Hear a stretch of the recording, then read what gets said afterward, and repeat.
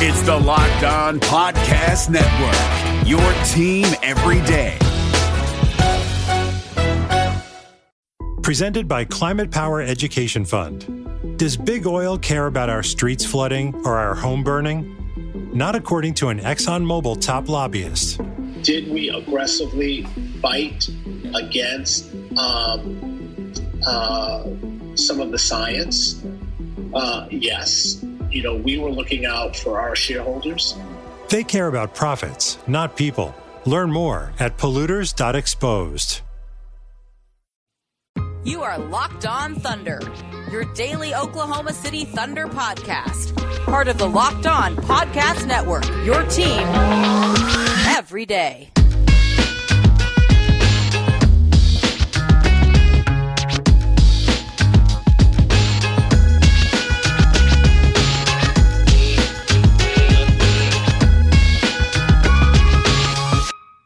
Let's get it going on the Locked On Thunder podcast on the Locked On Podcast Network, your teams every day.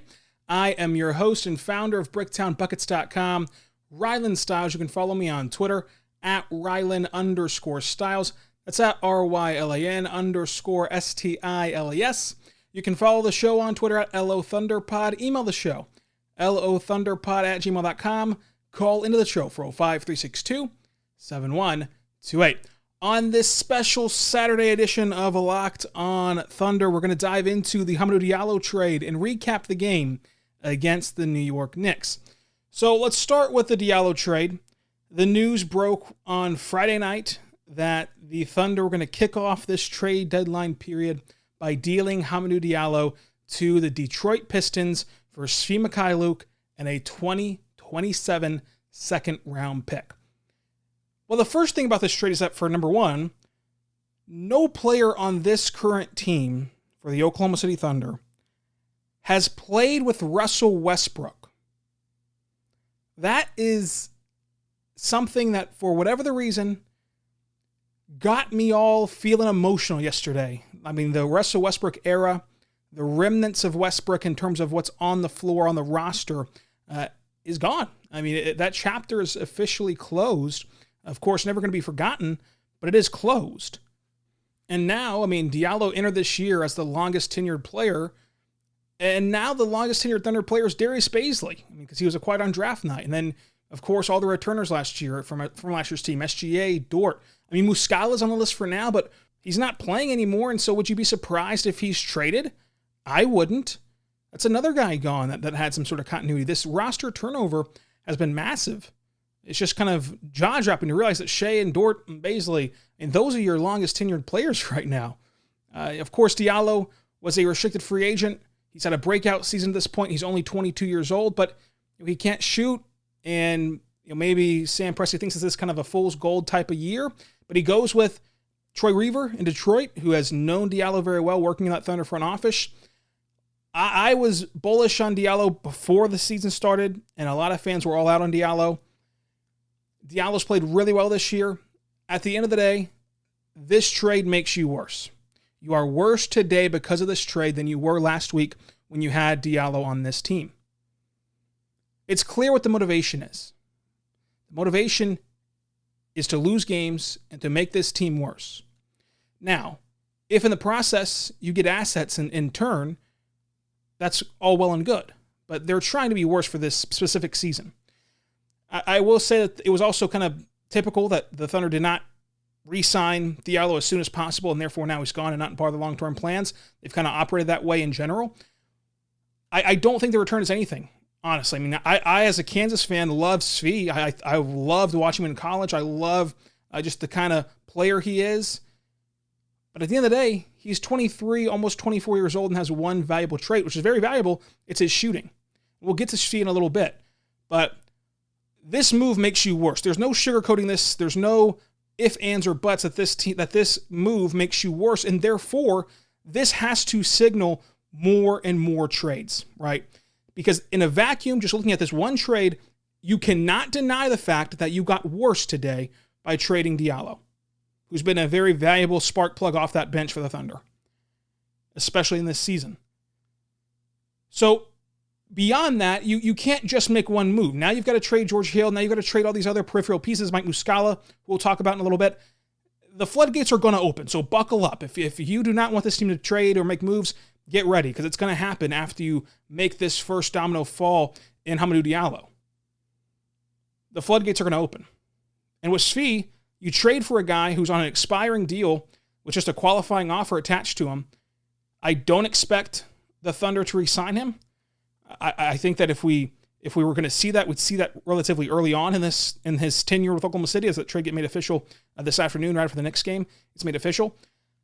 I don't think it'll happen. I don't think that Svi's part of the big plan here. I think that we can take away from this trade is that the ideology has changed for Oklahoma City. It won't be because of Svi in general. Like, it won't be Svi who's the one that is a part of this future. But moving forward, the plan is now to get shooters around Shea and to get more modern players. I think that gone are the days of getting these Diallo-type hyper athletes who can't shoot, or these good defending wings that can't shoot. And now you're looking for versatility, you're looking for shooting. And Svi brings you that shooting. We can talk about Svi right now. Again, I don't think he's part of the big term, the long-term plan, but I do think that the Thunder will try to exhaust whatever they can from him and give him that opportunity to prove me wrong and prove others wrong who are saying the same thing. With Svi, a lot of people think that, whenever they hear, oh, he's a shooter, then they go look at Basketball Reference and he's shooting 33% right now. They think that, that Svi's kind of regressed or is not as good of a shooter as people hype him up to be. No, Svi's a really, really good shooter. Again, is the upside there? I don't think so. He's 23, almost 24, and can literally not do anything else but shoot. However, I expect his shooting numbers to go much higher than 33% on this Thunder team, because you're going to put him in a system in which we've seen for half a season now Mark Dagnot's offense generate great looks and get shooters open. You're going to put him next to SGA, who we've seen be an elite drive and kick guy and set up his teammates, and his teammates don't come through for him. I think Svi can come through for him. While I don't think that this is going to be a piece of the puzzle, right? I don't think that Svi will be a piece of the puzzle in 2025, but for the current iteration of this team, which as we saw against the Knicks, is going to get a lot worse from here on out, and it's going to lose quite a few games from here on out. In terms of watchability, at least having Shea being able to drive and kick to Svi will be at least entertaining for the rest of this year. Again, if Svi is going to be a part of this future, I expect the Thunder to lock him up relatively quickly, even before the offseason. If it gets to the offseason and the Thunder still have not locked up Svi, I don't really think that he's going to be a part of the plans.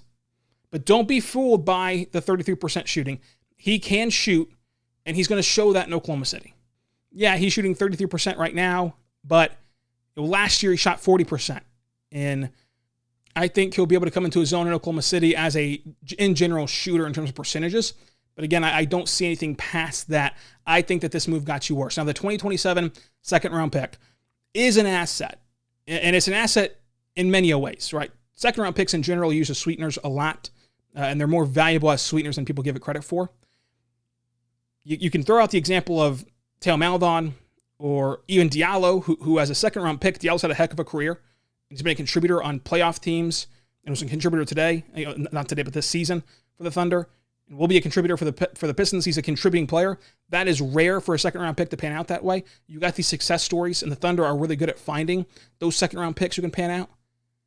So just the pick itself is pretty valuable, and if history tells us anything, in 2027, the Pistons will not be good. Therefore, you're going to have a top half of the second-round pick with this 2027 pick, which is a really good thing for Oklahoma City. But it's also going to be able to be used as a sweetener if you want to trade. Let's say 2023 rolls around and this team's good and wants to add a George Hill type player. Look, this trade deadline, I expect George Hill to go for 2 second-round picks? I mean, that would be an acceptable offer. If you compile these second-round picks, just as you're compiling first-round picks, it can be the difference in getting you a veteran guy like George Hill at the deadline whenever you're in a season in which you want to compete. So second-round picks do have more value than some people believe. I understand that this is a tough move to make, and Diallo has done a great job in Oklahoma City, and he's kind of gotten himself to be a fan favorite. I also think that it does a lot for this locker room, because a lot of these guys were very close with Diallo, especially the young guys were very close with Diallo. But it was a move that had to be made. It's a move that there's no ifs, ands, or buts made you worse.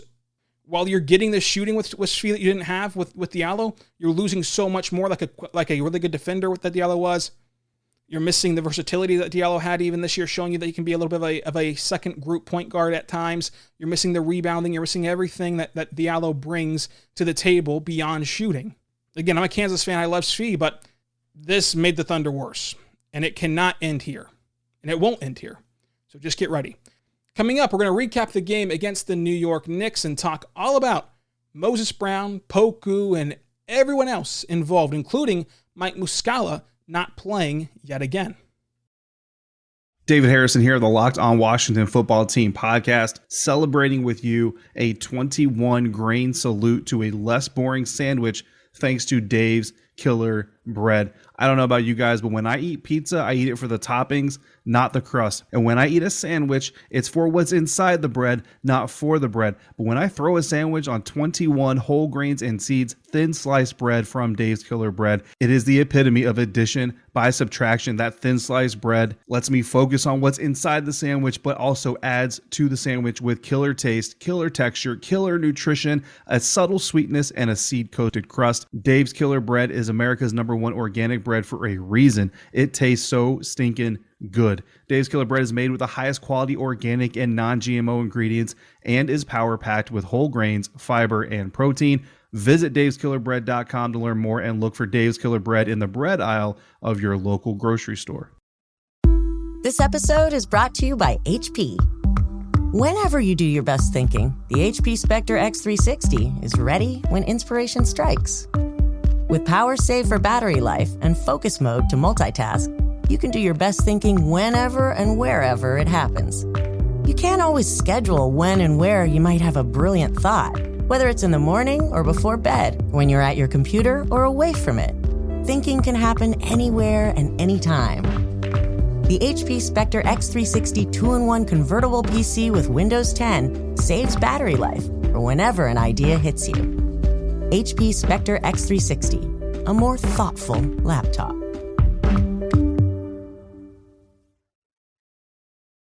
We are back on Locked On Thunder on the Locked On Podcast Network, your teams every day. So with this New York game, look, you have to start with the game overview, which tells the entire story pretty much. The Thunder were without SGA, who had a leg contusion, quad injury. The Thunder were without Darius Bazley, who had a shoulder contusion. The Thunder were without George Hill, who had a thumb injury. There were without 3 starters in this game. Of course, without Diallo with the groin injury, but also due to the trade. And of course, Trevor Ariza still at home. The Thunder were without 3 of their starters, their two-way guy, Josh Hall, that has some promise, and a valuable bench piece in Diallo. And yet, this game was competitive. Do not let the final score, kind of mislead you. This game was competitive. It was a fun game. It got really bad at the end of the fourth, but besides that, it was a close game. This was not a blowout by any means, even though the score kind of dictates that.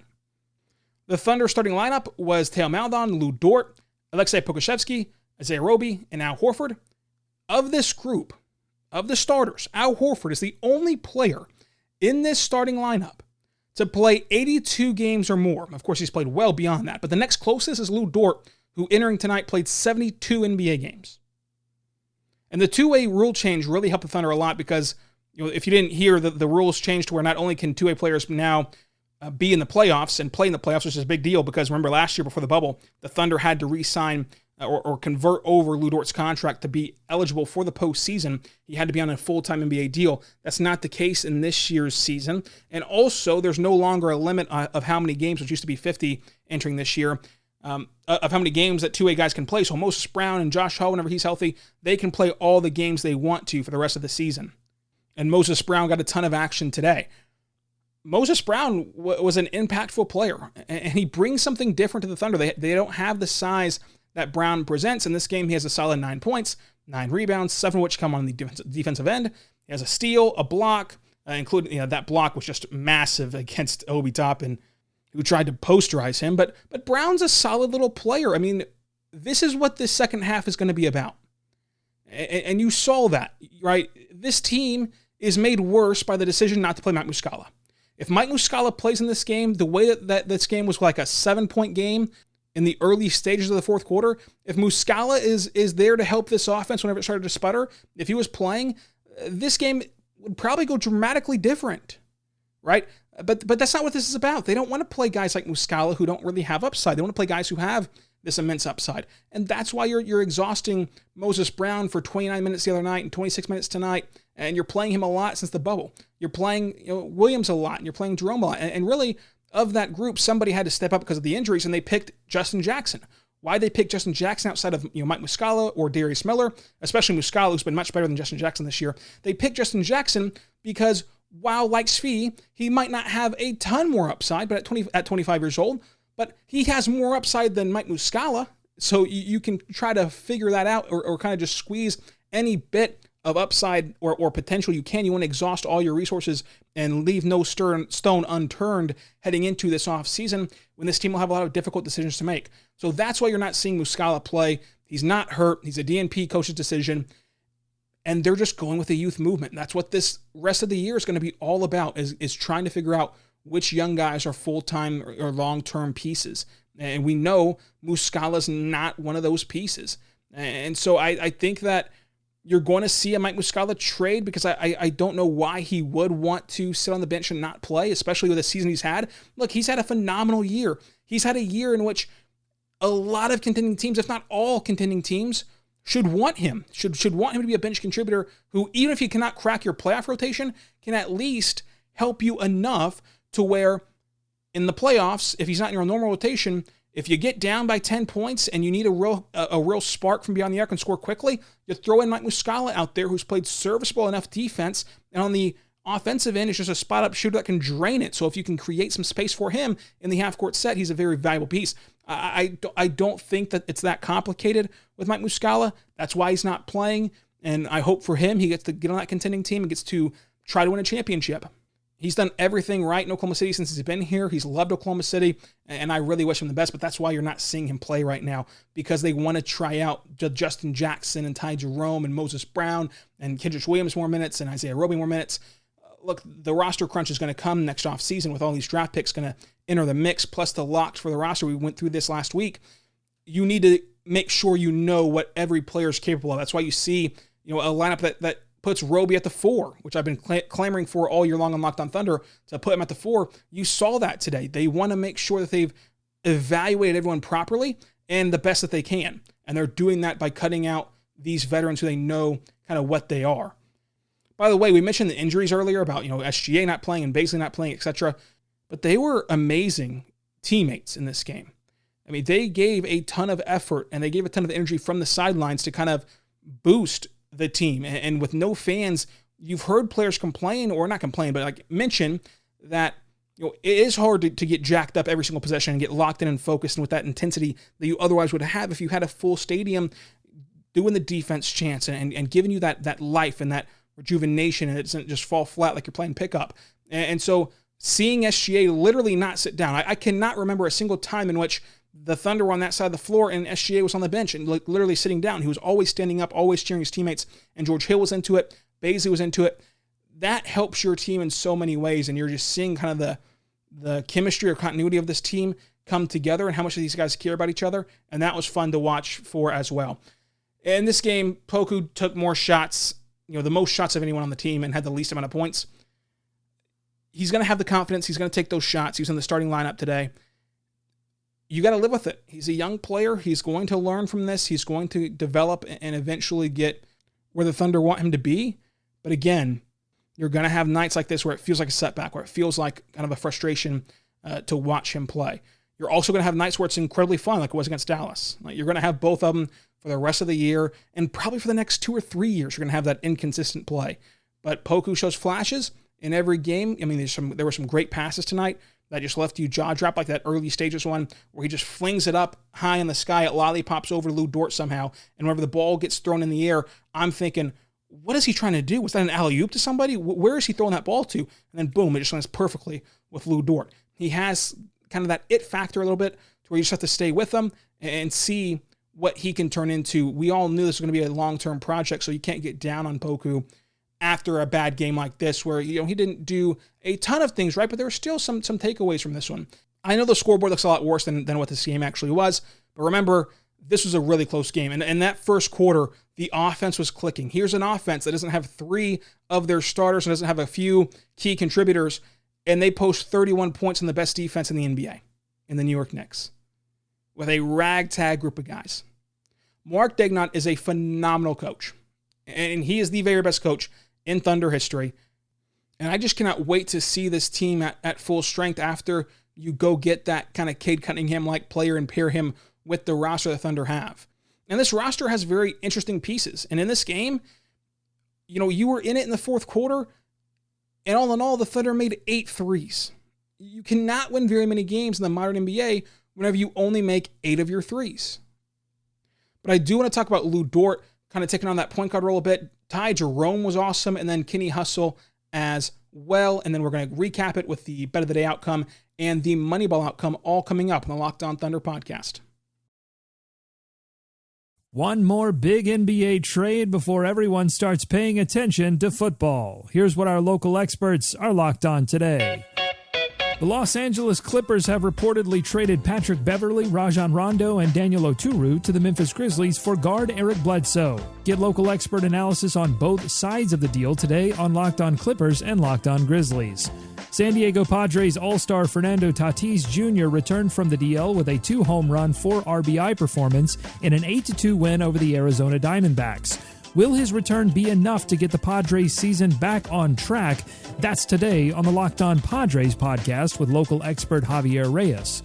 It's NFL Preview Week on the Locked On Today podcast. Get an insider's look at the Carolina Panthers, the San Francisco 49ers, and the LA Chargers. The Locked On Today podcast. All the sports news you need in under 20 minutes. Follow Locked On Today, wherever you get podcasts. Local experts on the biggest stories. It's the Locked On Podcast Network, your team every day. What would you do if you found a painting worth millions sitting in an antique shop? A tiger lounging on your neighbor's lawn? Or a stranger living in your house? And I would cuss, and I would sling a whole bunch of F-bombs. I'm Will Johnson, and I'll be traveling around the country to uncover some strange stories in some unlikely places. From art heists to daring stunts to bizarre legal loopholes. True crime with a twist. Strangeville, a new show from Vault Studios, coming soon. We are back on the Locked On Thunder podcast on the Locked On Podcast Network, your teams every day. And I want to start this last segment by talking about the big deal in this game, Lou Dort and his point guard minutes. And he performed well in it. I mean, he performed well with the ball in his hands, and again, gives you that glimpse of even as he's starting to turn the corner as a three-point shooter, and you're seeing defenses really respect him and close out on him in this game. He can do more than that, right? He can do more than defend. He can do more than shoot at a average to below average level. He can put the ball on the deck. He can drive. He can get to the line. And tonight, he got to the line 10 times. He went 10 for 10 from the free throw line. Of course, he goes 0 for 3 from beyond the arc, but he doesn't have the same spacing he typically did or typically does whenever SGA plays. All in all, he goes 2 for 9 from the floor, but again, getting to the line, that 10 attempts from the line is the difference maker for his 14-point outing. He also gives you 6 rebounds, 5 assists, and you're seeing why he is so valuable to the future of this team, not only for the winning plays he makes on the defensive effort and the defensive end, but because he fits the mold of that versatile player that Mark Daigneault wants. And so I love seeing that from Lou Dort. Isaiah Roby playing that 4, I thought it looked good. There was some questions about his athleticism or if he can keep up with NBA 4s. I thought he did a good job, a good enough job where he's not really getting exposed any more than he does at the 5 position on defense. He gets you a block, a steal, 3 assists, a rebound, 10 points. He had a really good game. I mean, he goes 0 for 2 from beyond the arc. You'd like to see a couple of those fall. But again, as a team, they only saw 8 fall. So, you can't really point out a lot of single people, single person individual performances from beyond the arc in general. Theo Maledon, again, just looked in control. He looked in control. I'm convinced that he's a 50-year-old basketball player. He has such a brilliant IQ for being 19 years old. In this game, he goes for 4 rebounds, 3 assists, 10 points. He did have the 5 turnovers. That's going to happen as you kind of feel alone out there. And there were a little bit of moments where you saw like kind of the game get too fast for him whenever they were trying to push the pace a bit in that second quarter. But in general, without having that safety net of SGA, because typically Teo's been sharing the floor in this recent stretch here without George Hill with SGA, to where if you get into some trouble, you got a guy to bail you out in SGA. You can give him the ball right back to him and let him reset everything and try it all again. And this game, especially with Lou Dort being staggered against him, to where he's kind of all alone out there as the true point guard type role, he didn't have that safety net. There were some moments where it kind of it was pretty obvious he didn't have that safety net, and kind of it was clicking in his mind that it was all on him. But in general, if you take the totality of the game, he still played wise beyond his years for a 19-year-old. He made some brilliant passes. He turned the defense around multiple times. And he has a knack for getting to a spot on the floor where he wants to take his shot and making sure he gets his shot and not just a shot, which is so valuable for his game moving forward. But it's time now to talk about the MVP of this game. MVP right now. You the real MVP. The MVP of this game for the Oklahoma City Thunder is Ty Jerome. Ty Jerome goes 2 for 6 from beyond the arc. He gets 11 points. He has 5 assists and 5 rebounds. Jerome shows you why he is going to be a part of this future. Not only is Ty Jerome a 23-year-old, but he's also on an amazing contract in which he gets paid $2.4 million in 2021-22. And then in 22-23, he has a club option for $4.3 million or $4.2 million. And then the qualifying offer hits in 23-24. His contract makes a lot of sense. His play style makes a lot of sense. Again, here's a shooter that can space the floor, but also a versatile guy who can make some things happen with the ball in his hands in a pinch. Much like we all knew way back when, as recently as a couple years ago, this last iteration of the Thunder were built with guys who were long, athletic defenders that can't shoot. That was the joke the entire time, right? Now you have to switch that mindset into look for guys who can shoot and who can do multiple things. And Ty Jerome is very versatile and can do multiple things, and especially can shoot.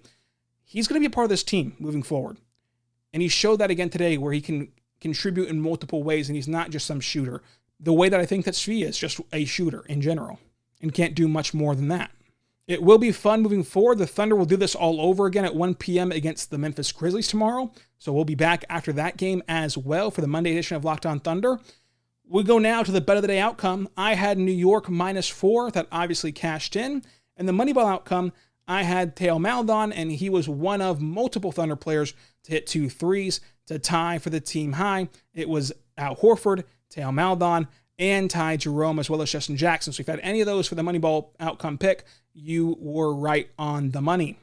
Let me know what you think about this game and the Hamidou Diallo trade on Twitter at Rylan_Styles.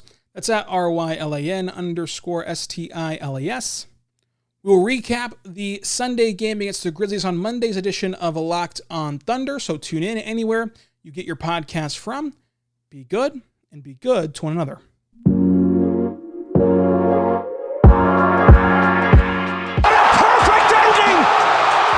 To a historic day!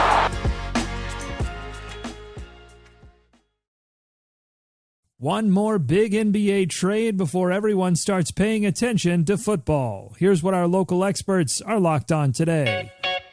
The Los Angeles Clippers have reportedly traded Patrick Beverley, Rajon Rondo, and Daniel Oturu to the Memphis Grizzlies for guard Eric Bledsoe. Get local expert analysis on both sides of the deal today on Locked On Clippers and Locked On Grizzlies. San Diego Padres All-Star Fernando Tatis Jr. returned from the DL with a 2-home run, 4 RBI performance in an 8-2 win over the Arizona Diamondbacks.